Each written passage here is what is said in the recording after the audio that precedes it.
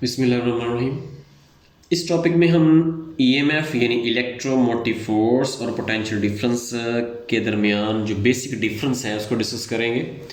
यहाँ पे ईएमएफ का मतलब है इलेक्ट्रोमोटिव फोर्स, लेकिन यहाँ पे याद रखें कि ईएमएफ कोई फोर्स नहीं है, ये भी पोटेंशियल डिफरेंस ही है, लेकिन इसका और इस टर्मिनल पोटेंशियल डिफरेंस का थोड़ा सा डिफरेंस है, वो हम इस टॉपिक में कवर करेंगे।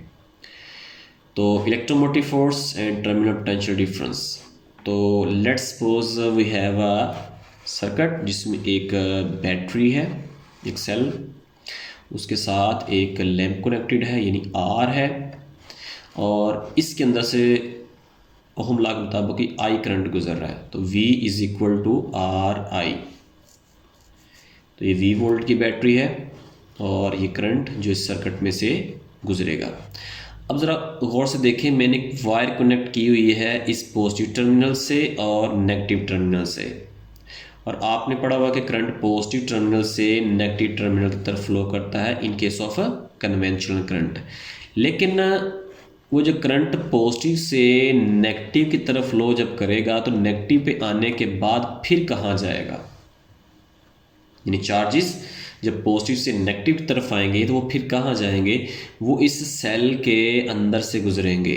अगर आप गौर से देखें तो इसके अंदर आपको ब्लैक कलर का एक रॉड नज़र आ रहा है। तो बैटरी इन चार्जेस, जहाँ से गुजरने वाले चार्जेस पे वर्क करती है, और work done per unit charge वो पोटेंशियल डिफरेंस के बराबर होता है। अब in case of electromotive force, ये तो हो गया पोटेंशियल डिफरेंस जो कि हमने पिछले टॉपिक में भी पढ़ा था। अब इलेक्ट्रोमोटिव फोर्स का क्या कंसेप्ट है यहाँ पे, तो यहाँ पे ये जो इसके अंदर इलेक्ट्रोड है, रॉड है ग्रेफाइट का, इसकी अपनी भी तो रेजिस्टेंस है, और उस रेजिस्टेंस को स्मॉल आर का नाम दे देते हैं, यानी इंटरनल रेजिस्टेंस है ये इसकी। ये लैम्प एक्सटर्नल रेजिस्टेंस है जो कि बैटरी से बाहर है, और इसके अंदर जो इलेक्ट्रोड इस्तेमाल किया गया है ये उसकी इंटरनल रेजिस्टेंस है।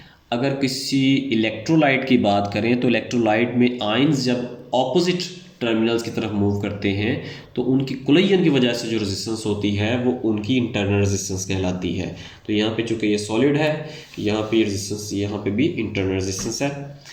अब मैंने कहा था कि जब चार्जेस पॉजिटिव से नेगेटिव की तरफ आते हैं फिर कहाँ जाते हैं, तो नेगेटिव में जब आते हैं तो याद रखें बैटरी यहाँ से उनको नेगेटिव टर्मिनल से एनर्जी प्रोवाइड करती है।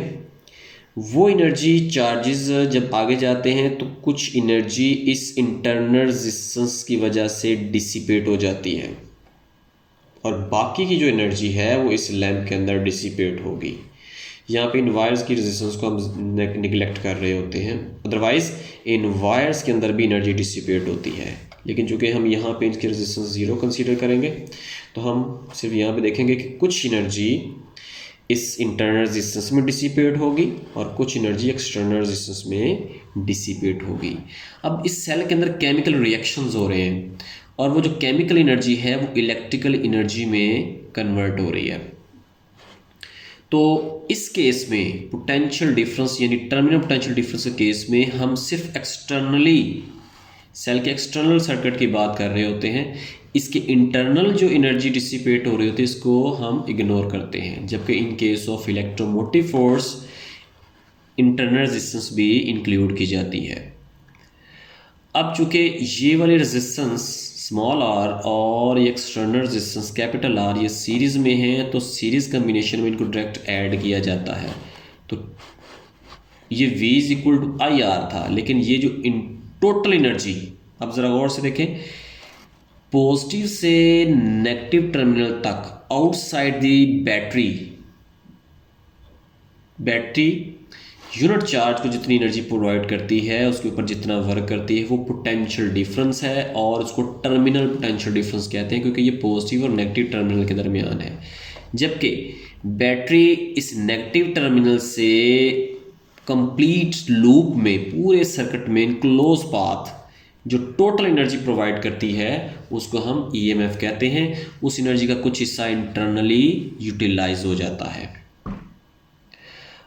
अब आई को इसके साथ मल्टीप्लाई करेंगे तो ये आई आर आ गया और ये आई इंटू स्मॉल आर। तो ये जो आई आर है ये वो एनर्जी है जो एक्सटर्नल सर्किट में यूटिलाइज हुई, और आई आर ये वो एनर्जी है जो इंटरनल सर्किट में यूटिलाइज हुई। और आई आर चूँकि वी के बराबर है तो ये वी आ गया। तो यहाँ पे ईएमएफ और ये है टर्मिनल पोटेंशियल डिफरेंस और ये है I R potential drop inside the cell. और यहाँ से E V is equal to E minus I R. तो V potential drop outside the battery है, जबकि I R potential drop inside the battery है।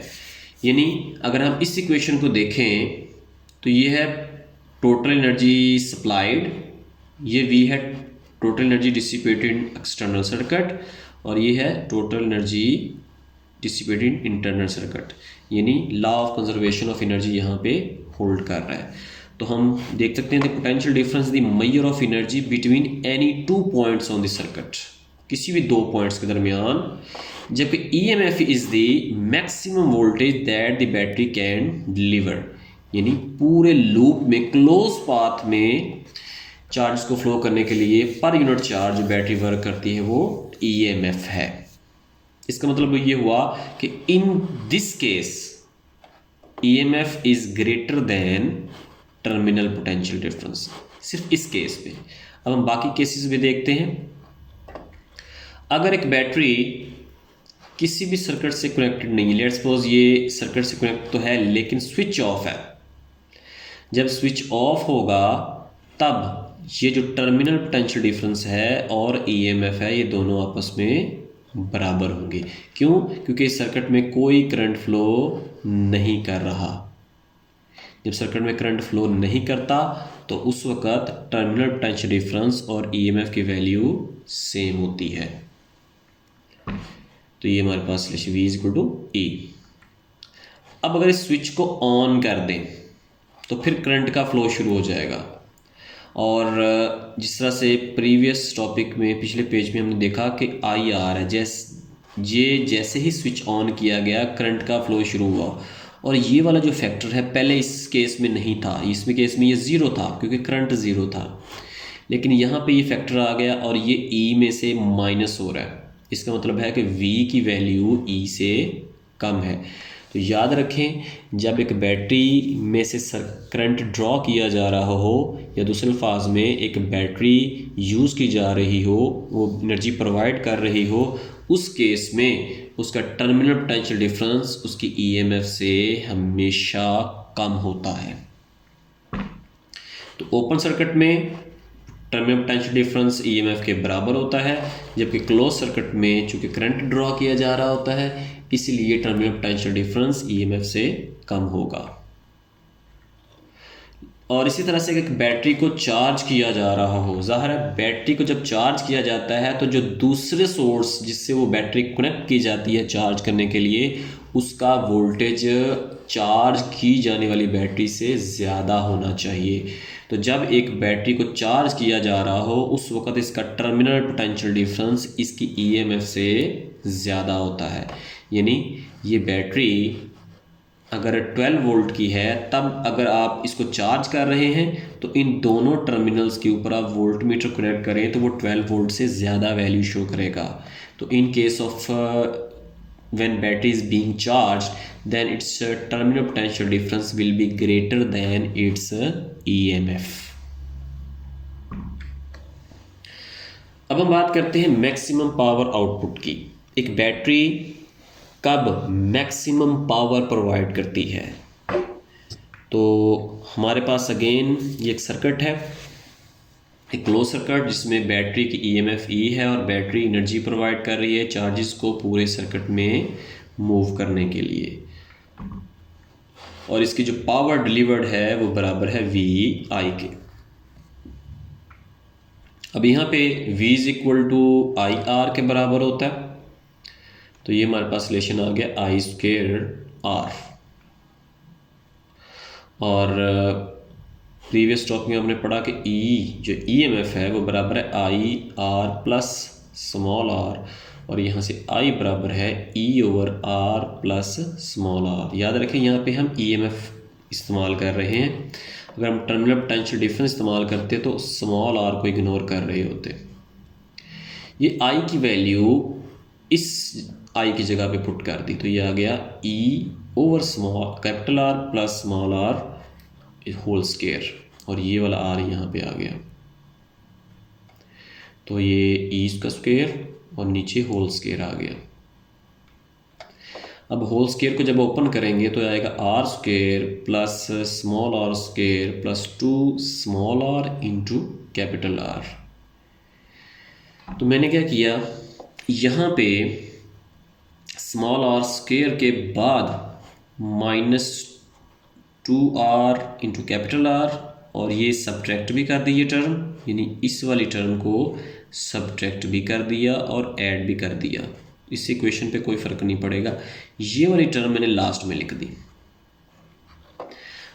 अब इतने रिलेशन को r स्क्वायर से लेके इस तरह यहाँ तक के रिलेशन को मैंने क्लोज कर दिया दोबारा से, r minus small r whole square, और बाकी ये दोनों मिलके 4r इंटू कैपिटल R आ जाएगा। अब अगर ये रेजिस्टेंस यानी इंटरनल रेजिस्टेंस एक्सटर्नल रेजिस्टेंस के बराबर हो जाए तो फिर R माइनस R ये दोनों चूँकि बराबर हो गए हैं तो ये फैक्टर यहाँ पे ज़ीरो हो जाएगा। इसका मकसद क्या था कि पावर डिलीवर फाइंड करना है कि एक बैटरी मैक्सिमम पावर का प्रोवाइड करती है, तो इसका आंसर मैक्सिमम उस वक़्त आएगा जब बटे के नीचे जो रकम है ये मिनिमम होगी, और मिनिमम ये तो ज़ीरो नहीं हो सकती, इसको ज़ीरो किया जा सकता है। ये तब ही हो सकती है जब ये दोनों फैक्टर्स स्मॉल r और कैपिटल R बराबर हो जाएं। तो हम इसको तो नहीं कम करेंगे, हम एक्सटर्नल रेजिस्टेंस को कम करते करते इस रेजिस्टेंस के बराबर कर देते हैं। तो कैपिटल R की जगह पे स्मॉल r या स्मॉल r की जगह पे कैपिटल R पुट कर दें, तो मैंने यहाँ पे स्मॉल r की जगह पे कैपिटल R पुट कर दिया तो ये आ गया। तो ये फैक्टर ये वाला ज़ीरो हो जाएगा, तो हमारे पास आ गया E square r over 4r square, और ये आ गया ई स्क्वायर ओवर 4r। तो ये वो पावर है, मैक्सिमम पावर है जो बैटरी प्रोवाइड करती है। ये तब बैटरी याद रखें जब आप लेट्स सपोज ये रेजिस्टेंस जो इंटरनल रेजिस्टेंस है ये 1 ओहम है और एक्सटर्नल रेजिस्टेंस 10 ओहम है। जब एक्सटर्नल रेजिस्टेंस को 10 से कम करते जाएं, 9, 8, 7 इस तरह से कम करते जाएंगे तो बैटरी से ज़्यादा पावर डिलीवर होती जाएगी, यानी बैटरी पहले से ज़्यादा पावर डिलीवर करेगी। और कम करते करते जब आप इसको 1 ओहम जो कि इंटरनल रेजिस्टेंस के बराबर ले आएंगे तब उस वक्त बैटरी मैक्सिमम पावर प्रोवाइड कर रही होगी। और अगर आप एक्सटर्नल रेजिस्टेंस को 1 से भी कम करना शुरू करते हैं तो फिर मैक्सिमम से कम वैल्यू आना शुरू हो जाएगी, यानी बैटरी सिर्फ उसी सूरत में मैक्सिमम पावर प्रोवाइड करेगी जब इसकी इंटरनल रेजिस्टेंस और एक्सटर्नल दोनों बराबर होंगी। तो ये हमारे पास रिलेशन है ई स्क्वायर ओवर 4r। तो ये मैक्सिमम पावर है डिलीवर्ड बाय अ बैटरी।